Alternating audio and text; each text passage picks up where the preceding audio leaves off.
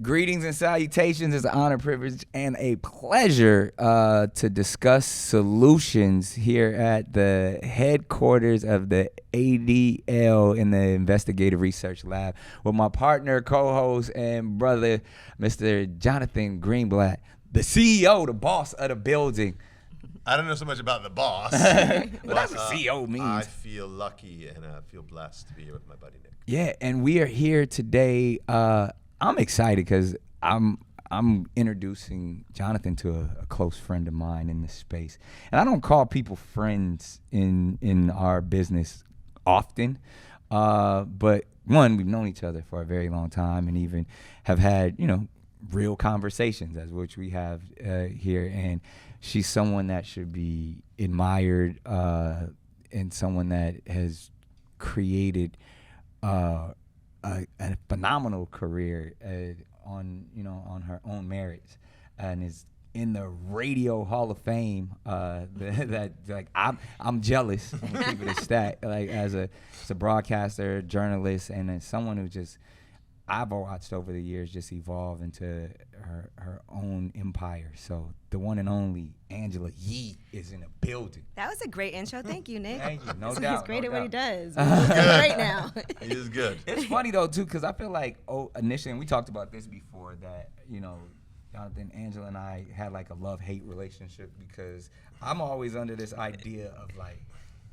manipulate the media. Don't let the media manipulate you. And then when we first met, I always looked at her as like the media.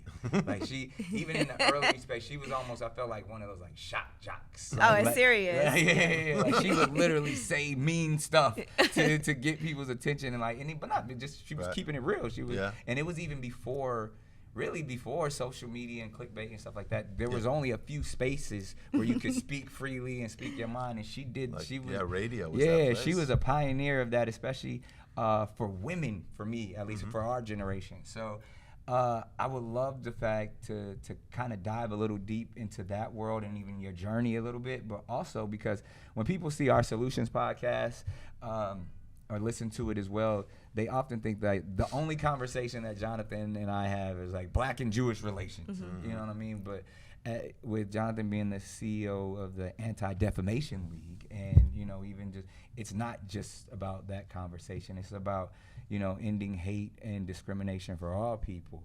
And specifically, we don't get the opportunity to talk about women's, say that like, and just women empowerment and the journey, because we always are talking about things that are politicized through race and culture and stuff, but the importance of being a leader and a strong voice in this space as a woman.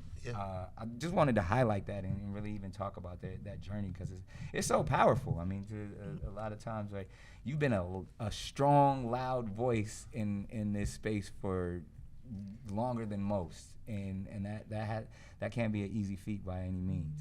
Yeah, no, it's been, a long journey. I've been doing radio for 19 years now. Wow. Yeah, I started off at Sirius. I worked there for 6 years. And I see a definite change when I first started doing radio. I remember when I got the job, it was like, okay, we need a woman to come in to kind of be the sidekick. Because I feel like for a period of time, women were more considered sidekicks, right? And I mean, we had some strong voices like a Wendy Williams, we had an Angie Martinez, but in general, they'd be like, oh, we need somebody that could just do the rumors and do the traffic and the weather and things like that. Right. And so I had never done radio before, so that's really how I started off at Sirius on Eminem Station on the Cypher Sounds Effect. And it turned into a whole other thing. I remember when I started, Sirius was a lot of truck drivers that listened to it. Just really? because, it's subscription based and they spend long hours. This was before streaming too. Right. And so people would have to change their stations when you go from like city to city. Right. So if you were a truck driver, it was good to have Sirius or XM. Same station all the way. Because it's the same station. Now it's different. Back then. And so I remember when I first started, it's an all hip hop station I was on. And like I said, a lot of truck drivers who are majority men. And so when Cypher left, they were a little concerned, like, can a woman take over on this hip hop station where it's a lot of male listeners? And I remember getting a job offer at Hot 97. and they wanted me to just come, and I was gonna be leaving from doing my own show to go and do something where I would just be doing the traffic and the weather. And I was like, why would I leave, Right. the opportunity that I have to do my own thing to just kind of do only that? And so that's why I stayed at that time. And then, I mean, like, to think of the empire that you built, and even now with Way Up with Angela Yee, and your own show, and, #1 market and all of that stuff, and all the #1 podcasts. How was that the vision? You know what I mean? Like, or was it just like, hey, I'll just take it as it comes? It's crazy because it's not like I grew up wanting to do radio. It was something that kind of happened. I was doing marketing, so that's what my background was in. Is that what you wanted to do, like marketing and business, basically? I wanted to be a writer at first, and then I kind of just fell into marketing. I worked for Wu-Tang. That was my first job. Word? Yeah, and I was around a lot of men all the time. All right. And so, yeah. Wu-Tang's a pretty male vibe. Facts. And I mean, hip hop is a very male-dominated industry, period. So I worked for Wu-Tang, I worked for D'Angelo, I worked for Nile Rodgers, and then I ended up working for Eminem. Yeah. Which I know you guys are cool now, right? We've always been cool. I have no beef. That's a thing. Just making sure. But so He still won't let me on Shade 45, but it's all good. oh man, maybe one day. You got hope. But I think you bring up some great points, because I've literally seen you be the only woman in the room and behind the mic. I've literally even here in this conversation. Yeah. That representation is important, especially now in a state. I mean, it's interesting, like, because before being a father of daughters, I didn't really think about that as much, to be like, oh, my daughters need someone to look up to in this space that's not necessarily always, it doesn't have to be about her exterior, it can be about having a voice and truly saying something. And even a lot of times, like, even your space, and even if we want to go to the world of gossip for a second, sometimes isn't respected because it's like, oh, that's not real. But the fact that you've sat in rooms with heavyweights discussing the prominent topics of today, and really having to be that voice, having to ask those questions, like, how do you prepare for that?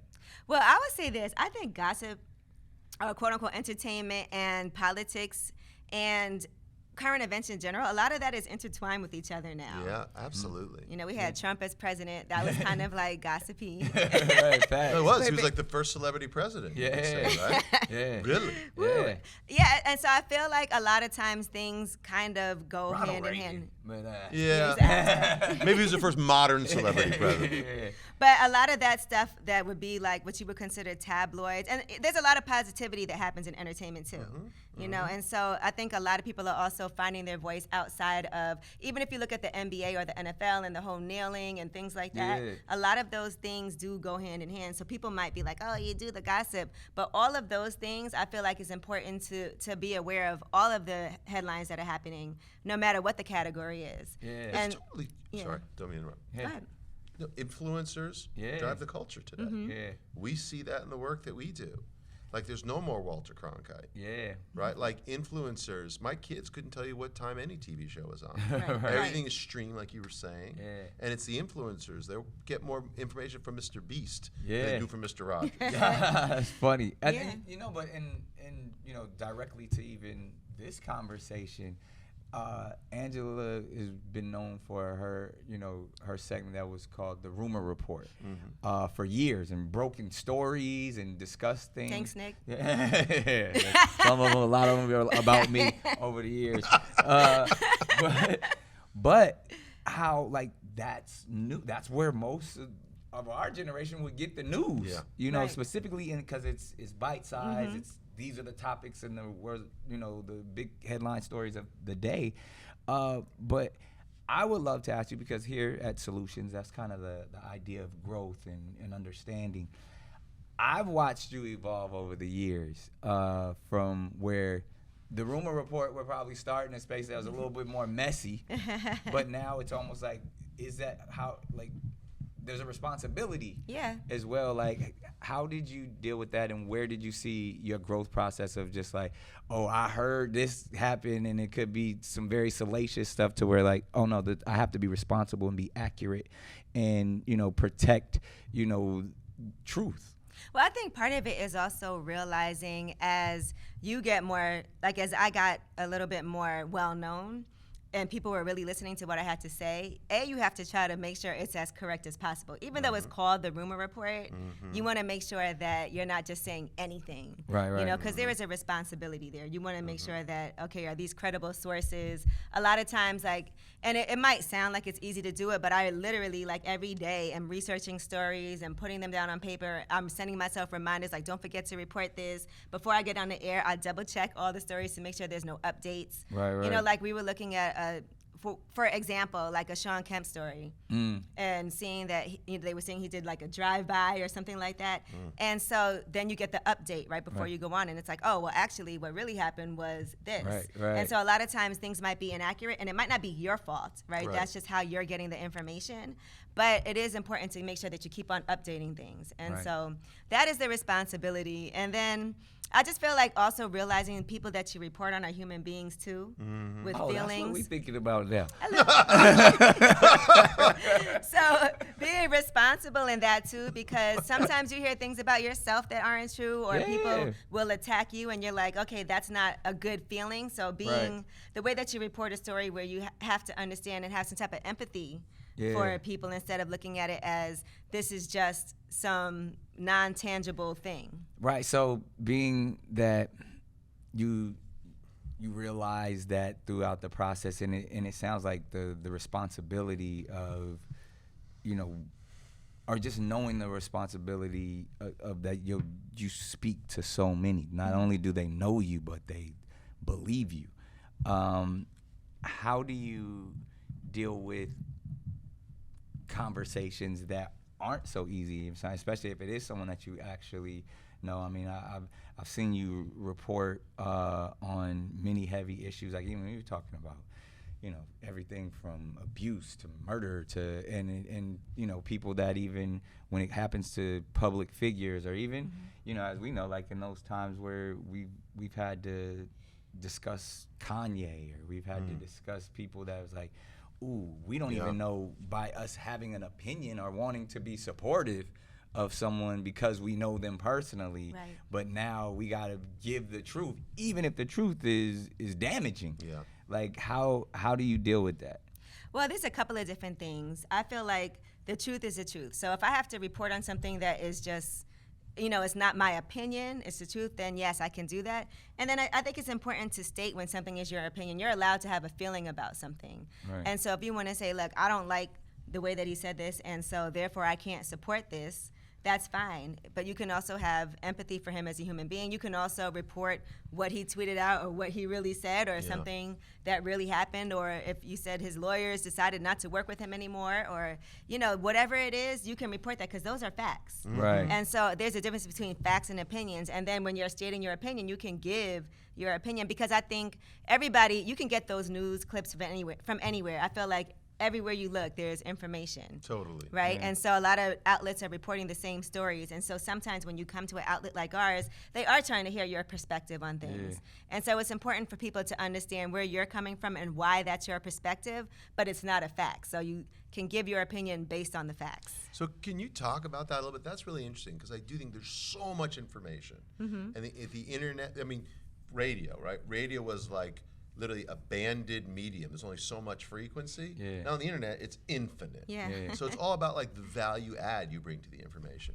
So like as a woman, as someone who identifies African American, as someone who identifies Asian American, how do your identities help inform the way that you tell those stories, the way that you show that empathy? I mean, it's based on my experiences. Like, I was looking at a story today about Zendaya, right? And they were saying that she was the most Googled black woman. And then I saw a lot of people saying, well, she's not black. I saw that. Did you see that? That was crazy. Is that right? Because she's half white. And it's this ideas of colorism and what is the definition of black that we have within our community. Right, and that turns into a whole other conversation. But for me, being a person who's biracial, also, and then sometimes people try to tell me I'm not black because I'm half black and half Chinese.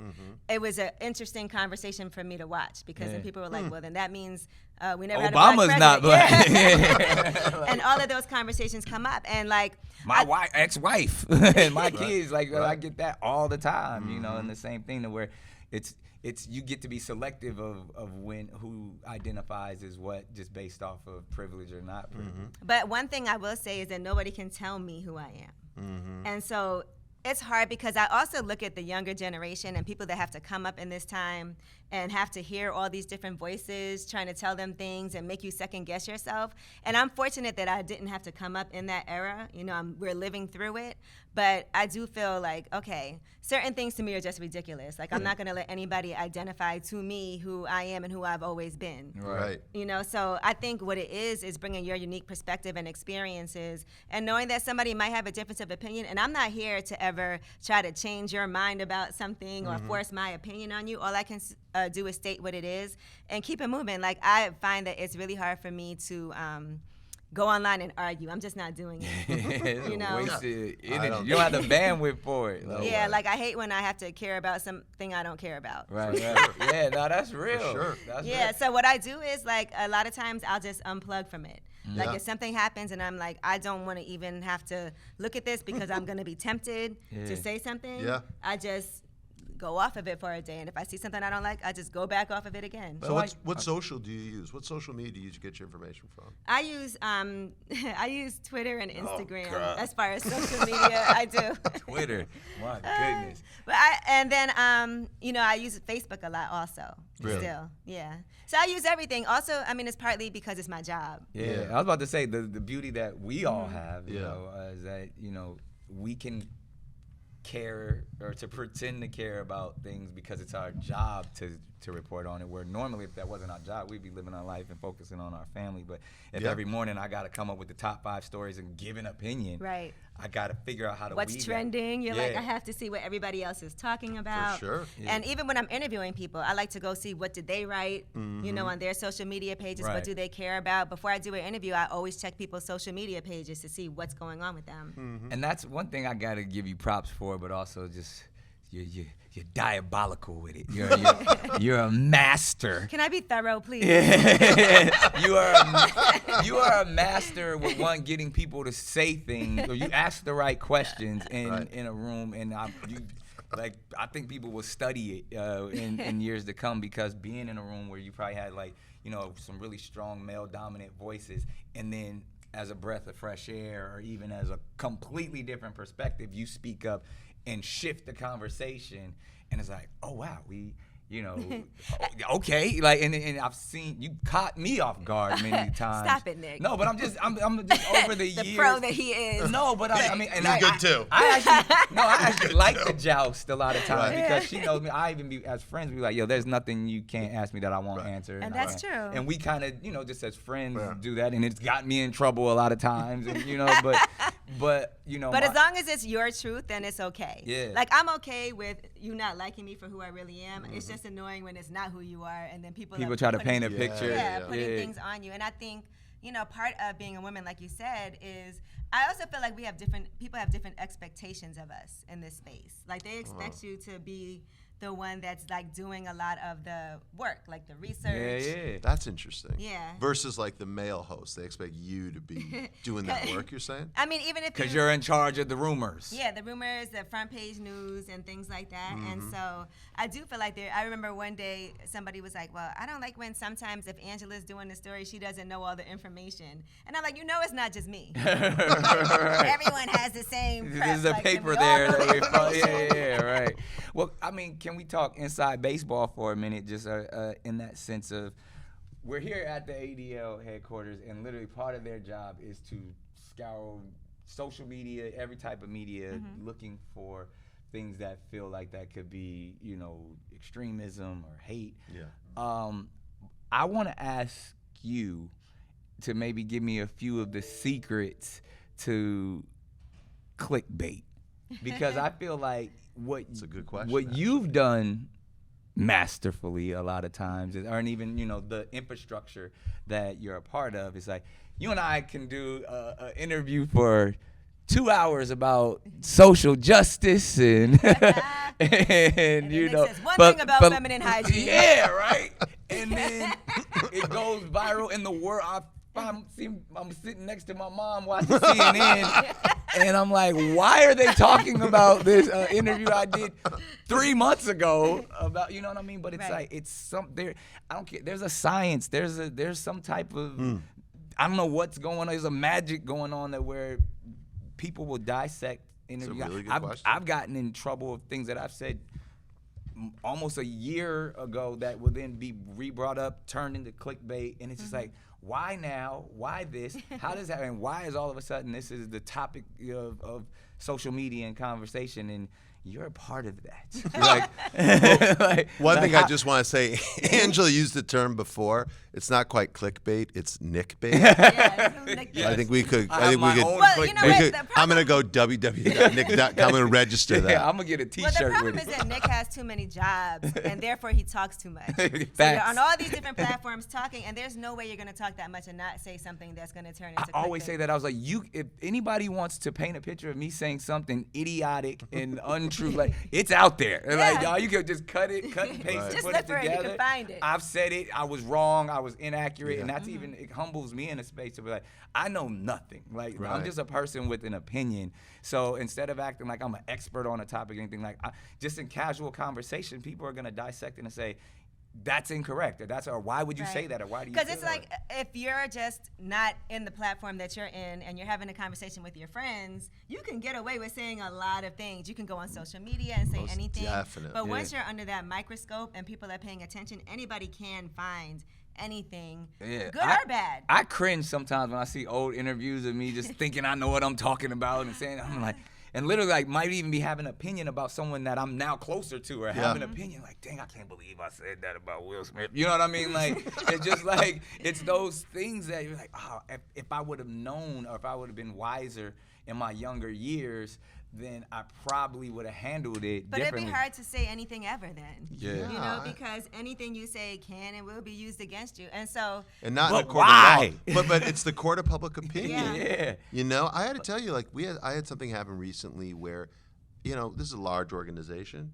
I had an employee tape me giving like a talk internally at ADL. Oh, wow. And then a year later, somebody leaked it to the press, and it just came out this week. Wow. And again, this stuff I thought I was saying privately. Right. Like in a circle of trust. Right. So I think as public figures, we just got to realize everything we do, everything we say anything is being you monitored. tweet, text, anything. Forever. Yeah. All of it. And that's Voice even like notes. as a parent, like telling that to your kid. Like even like I'm having, I got preteens, so I'm literally having these difficult conversations about things I said 20 years ago, or things, and then even telling them to be responsible, because whether you're trying to get to college or whatever your career aspirations are gonna be, whatever you tweet, whatever you comment, whatever you post, 100%. it's gonna stick with you. And that's why I even go back to that, question about, clickbait, because I think we were talking before, there's like these studies about algorithms, that anything that feels divisive, anything that feels literally low frequency, Right. those are the things that go viral. Yep. And it's like, why? Like I And think you know we're an what? evolved enough people to be like, we like positive stuff No, too. we do, but look, it's just also being in the space that we're in. If something is a huge story, how do you not report on it too?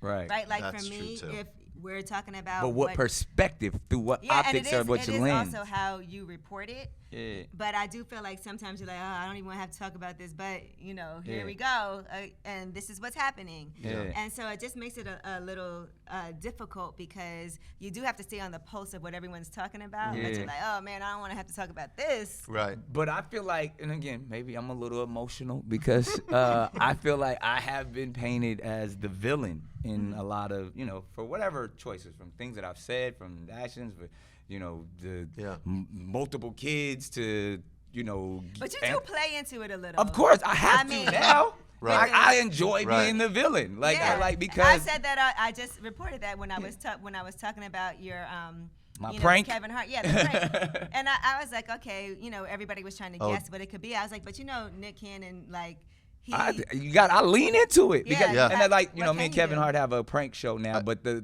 joke. The billboard, Yeah, the phone. or not even that. People were saying to me, "Is that really Nick's number?" Yeah. I was like, "I'm not." But gonna see, come. that one was light. What just happened, recently What was is Hey, go Twitter, baby emoji. I got, So it was, again, you got to manipulate the media before the media manipulates you. So I sent out a tweet at the top of the week and it's like, huge announcement coming with a baby bottle emoji.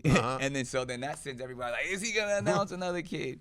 So then the next day, I then, with the help of my brilliant marketing team at the E! Network and my best friend Kevin Hart, there's an actual clip from a show that we were launching where it looks like it's a show within a show, and it's a game show called, Who's Having My Baby? Starting it. And Now, I knew that was a joke when I saw it. you sure? No, I did. Yeah, but think pieces, Right. CNN, all the people like. I got asked about it. I got asked, "Is Nick really going to announce a new baby on television?" I said, "I really don't know." And those are things that, like, to me, because then you start talking about people's moral compass and where it goes, and like it brings up all this other stuff. And then the next day it's like, gotcha, we got a prank show coming out. But And the then thing is, some people didn't see that part. yeah, but that's what I'm saying. Like, even the doesn't clickbait, go- doesn't go the conversation, even the conversation about, like, I got more hits on that show than I did about the actual prank show, and people are still talking about this baby dating game show of breeding culture that I'm like, it's like, that was the joke. But clearly that makes more noise than, People I think, negative news a lot. Yeah. But part of that, I think, is just like reality TV. We're like, why don't we have more positive, because people want to see the fights, they want to see this. But in a way, I feel like it makes people feel better about themselves. Totally. And so you feel like they are a this mess. is a train wreck. I'm over here My normal. life ain't that bad. Yeah. It's pretty cynical, isn't it?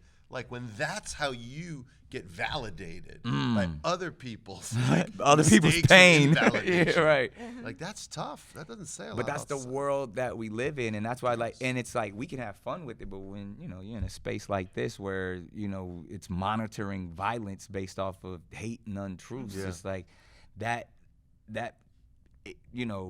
amplifies the responsibility that we have as people, as public figures in media, and especially even. It's interesting because even when I've watched you be interviewed, obviously I watched you interview people, but even when people ask you things that, you're there to talk about you. Right. You're there to talk about your brand and who you are. You try to keep it positive in your head. You're like, all right, let's keep it positive. Yeah, and then one question turns into something else, and then all of a sudden now, there's the whole thing is derailed. Yeah, you've created a divide of, like, again, because it's that idea of selective outrage of, like, all right, what are we mad about this morning? Right. Or what are we upset about this Right. weekend? It's like, how can we continue to live like this, where it's like the eye for an eye leaves everybody blind, and we say that all the time. So, And don't you think social media does play such a huge role in that? It's the sole purpose. That's the. It is a super spreader. Yeah. It is a super spreader of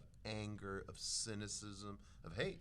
Like, the algorithms are like an animal that feeds off of people's outrage. Yeah, and so a lot of people don't have to take accountability. If you don't know who the person is that's writing something, Right. they don't feel like they'll ever run into you. You'll never know who they are. They can just say something and then That's so even over the back to years. life. Yeah. Over the years, and I feel like I was at the beginning when I was like, "Ooh, I gotta protect myself from her." And I was just I think we might have did an interview in Chicago one time, and like we were just a one-on-one, and that was probably the first time that we. In Chicago. I think it was some city, but you interviewed me long time ago, one-on-one. It was during the serious days, and I think that was the first time we had met in person. It was like one of them, like. I thought it was at Sirius because I don't think It might have been. Yeah, it was in New York. Yeah. So Sirius didn't have the budget to send me places. Yeah. So maybe, I was thinking like that, but it was the first one-on-one that we had, and I was like, oh, she's a nice person. That was my takeaway of it. But before then, I was like, yeah, nah, she one of them messy gossip people. She gonna be all in my business type of thing. And then people told me that when I first started doing radio, they assume that just because you're a woman and because you do report on like gossip, then that means that you kind of thrive off of that and it's kind of an irresponsibility.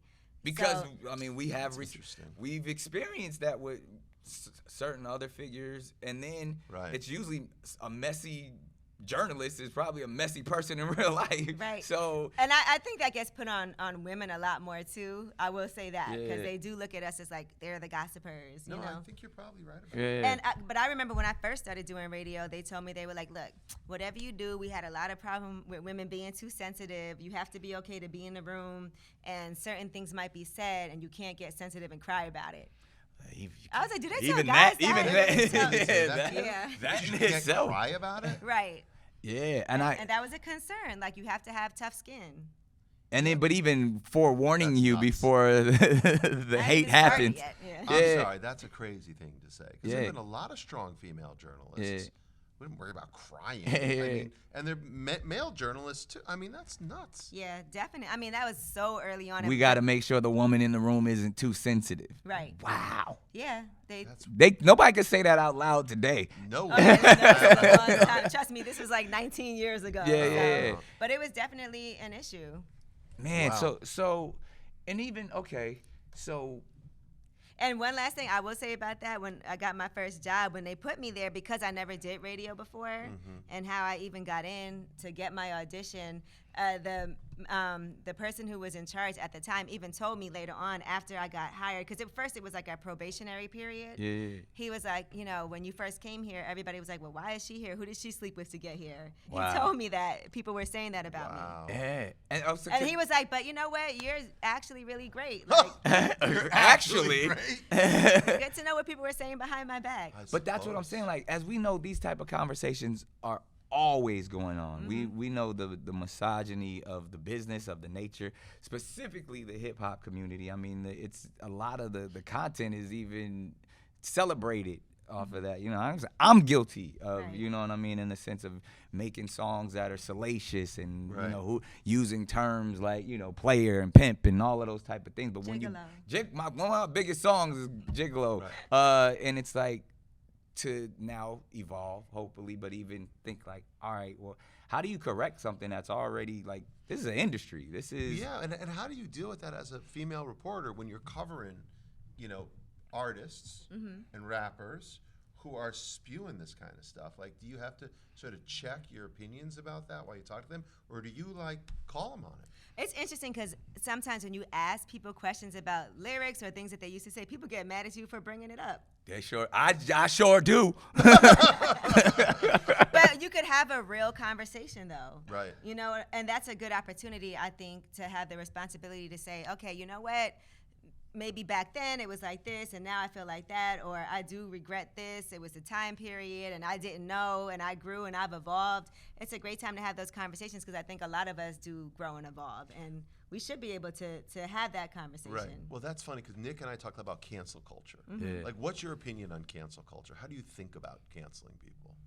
I think first of all, I don't think that people really get canceled for real. You know, people complain about it, and sometimes people get mad for a period of time. Right. But I'm trying to think of whoever has, like, Nah, there's been give a me few some people that ain't never give me came some back. examples of, like, Kramer ain't been back since. but I Kramer's also, gone. but I also feel like if you also, I've seen people just keep going and keep doing things. Some people Right. maybe can't deal with it, Yeah. but I feel like storms pass. Yeah. And for the most part, unless it's like a crime, and then you're. It's also like, even people Yeah. ask me how, like, it's the resilience, it's to keep going, it's keep, like, long as you say, like, because I've been canceled several times, and it's many times where I could have been just like, I'm tired, I don't want to, you know, Right. I would let that energy, you know, overpower me. But it's Right. like, if I just keep moving Right. and, you know, hopefully come from a place with a you know, sound heart, good intentions, I'll learn from my mistakes. I always say, don't let disalignment get in the way of your assignment. So it's like, in that sense of like, long as I'm still trudging along, I can't be canceled. Because But I've seen a lot more people come back from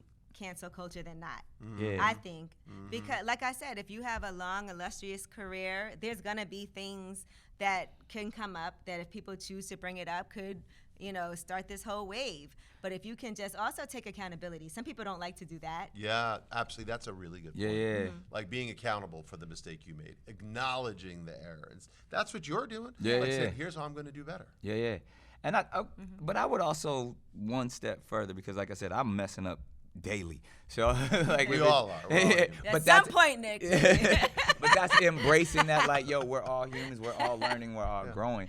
To that point, though, to where, and I'm digging in this space because if, as much as like, oh yeah, I grew from that, but I'm gonna say something dumb tomorrow. Right. Like I'm gonna say something. Even she has one of the most popular podcasts when dealing with women and sex and all that. And I went on it wasn't recently, but a while ago.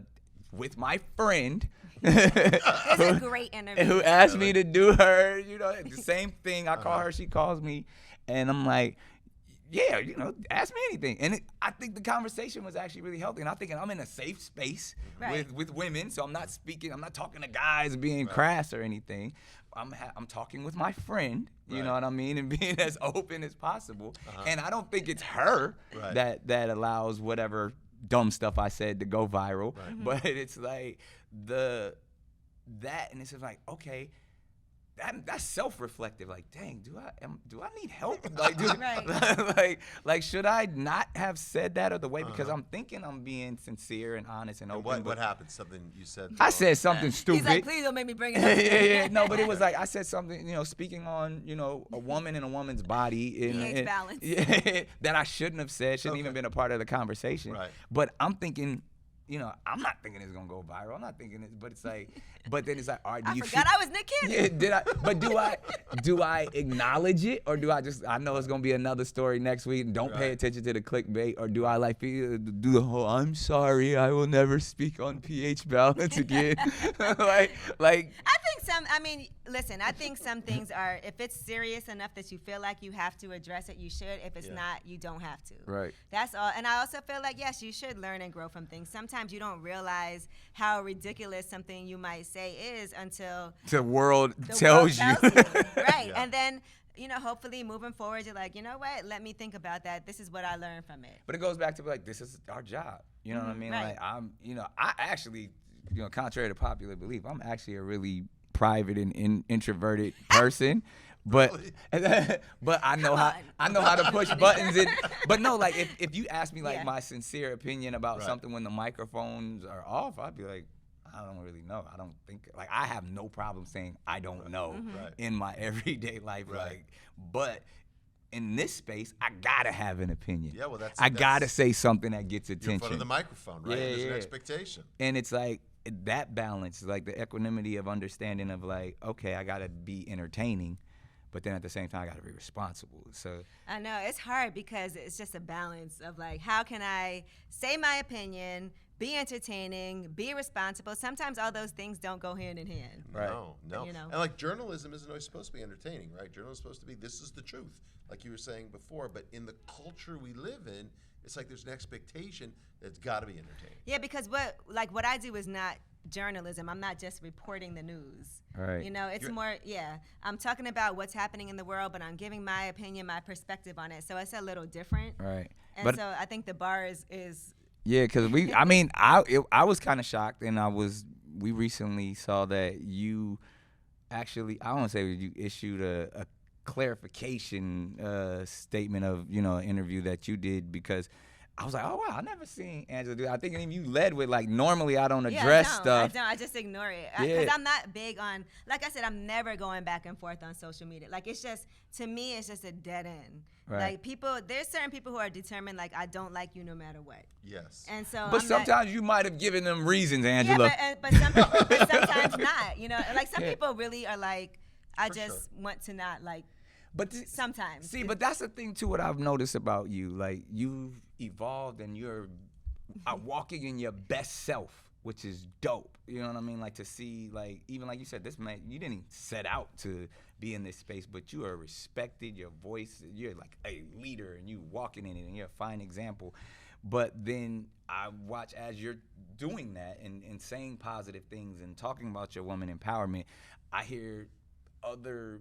Even a lot of times women for like, oh, she wasn't like that when she the one that leaked this when I said that, you know what I mean? And it's like, how can you evolve if people are constantly bringing up your past, or how the nature in which you evolve from to who you are today? Well, I think like people will bring up like 3 things, you know what I'm saying, a few different things, but if you've been doing this for 19 years, and they can only bring up a few times. I mean, there's no way that you're going to be perfect and get it right every single time. It's just impossible, right? And people aren't going to bring up, well, what about the time she did this that was amazing, or this, or this? Yeah. I feel like as long as you know that you've had more amazing moments than not, then that's kind of the bar that I live by. Like, I know in real life, people will come up to me and be like, thank you for this, or people that I've met through work will be like, you really helped me with this, or I appreciate that you did this for me.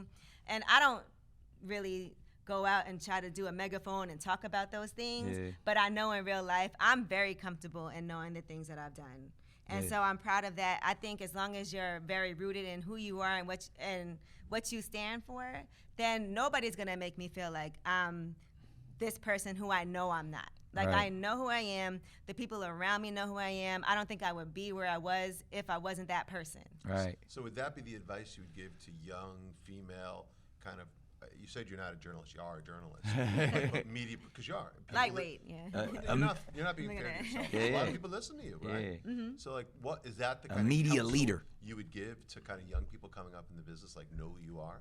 I would say that make sure your real life matters, because all this other stuff, like what happens on social media, a lot of that is not going to be a real, true valuation of who you are.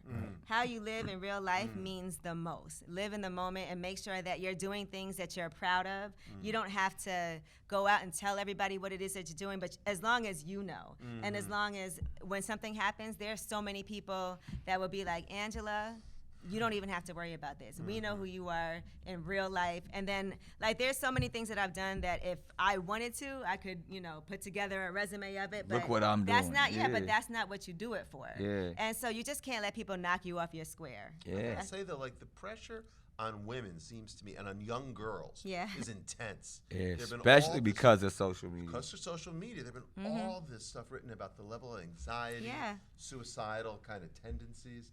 It's really pretty dramatic. It's hard. Isn't it hard for young women just to be who they are and to have that real life? Yes, and I remember I went to go talk to these high school students, all girls, in a public school, and we were having a conversation. They wanted me to come in and talk to them about social media and about the issues that they were having. Like, if one person said something and then her friends didn't jump in and back her up, then it was like a beef because they didn't feel like they were being supported. And then bullying is real, and the that anxiety is and a real people, thing. we're losing lives. We're losing young people because of that type of pressure. And women are young girls are so concerned about how they look, and then people are like doing all these like extreme filters, and then there's just so much access to be able to, just I think have and the pressure to look a certain way because you feel like this is how this person looks. This person's an influencer. I can get into the space that they're in and make all this money overnight. It's just so much pressure. It's not an easy thing to deal with. And then to know that like one little thing could go viral, or maybe you didn't get enough likes on something,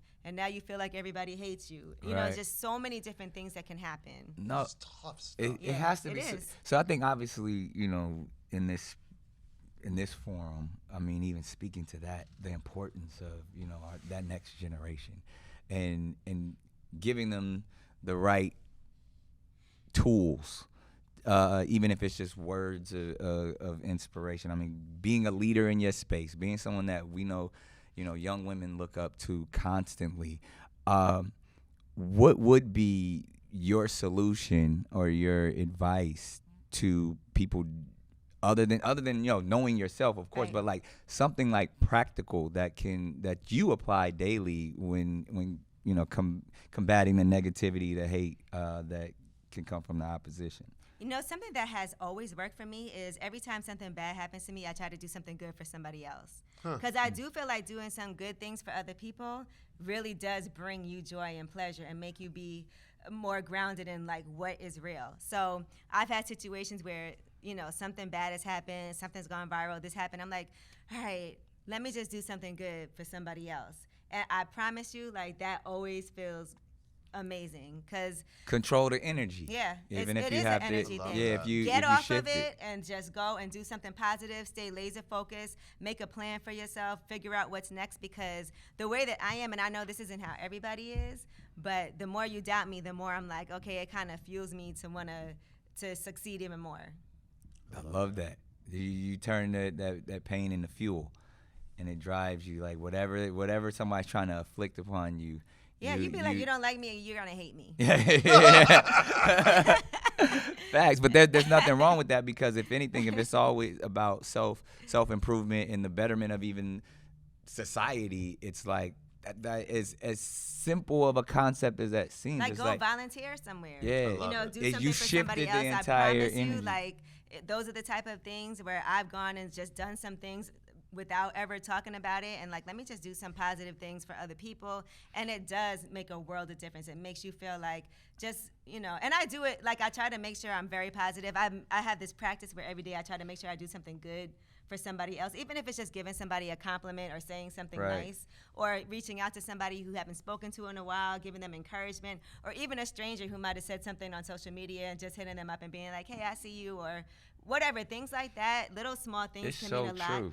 But when something really bad happens, I'm like, let me do something amazing for someone else. No, but that's, because you're shifting the energy, and it's like, it's almost high frequency, low frequency energy. Like, if you allow the low frequency to consume you, then, but if I step out and do something positive, then that no longer matters. So this is what Rabbi Seligson said. We had a Rabbi Moti Seligson on our podcast, and he talked about this, and he talked about the act of like giving people hope and bringing light into the world, and it's a powerful tool. And it's so interesting, and I mean, because I feel like I don't want to just graze over because it's such a serious topic, but we're talking about, you know, bullying and young people, and specifically in the space of young women who have to live up to these unrealistic expectations from childhood. Like, when you look at your phone, the way you actually look isn't good enough, so you got to put a filter on it. Like, even just that concept. And then now you're thinking about, like, how can I go to get some surgery done so I can look like the filter? So this is what young girls are thinking about today, right? Because it's a lot of access, payment plans. Yeah. You know, a lot of advertising. And it's just business. And it's like, even as a father, you know,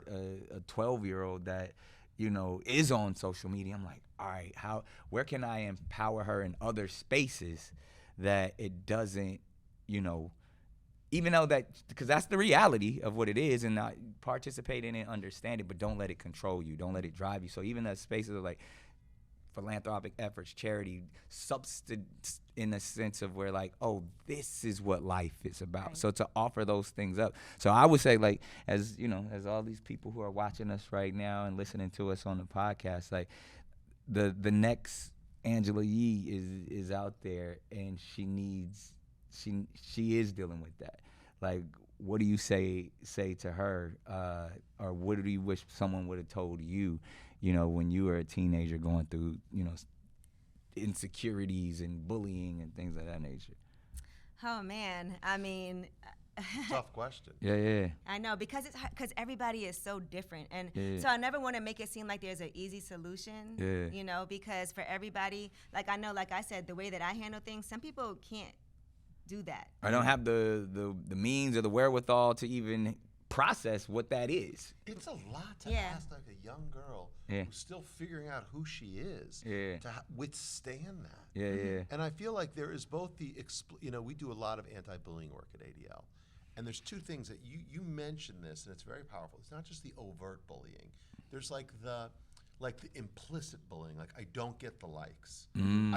People don't click on my thing, right? So I'm not good enough. Yeah, I see a picture of all the girls at something and I didn't get invited. Right. Like, that might not be overt bullying, but that's as like damaging to someone's self-esteem.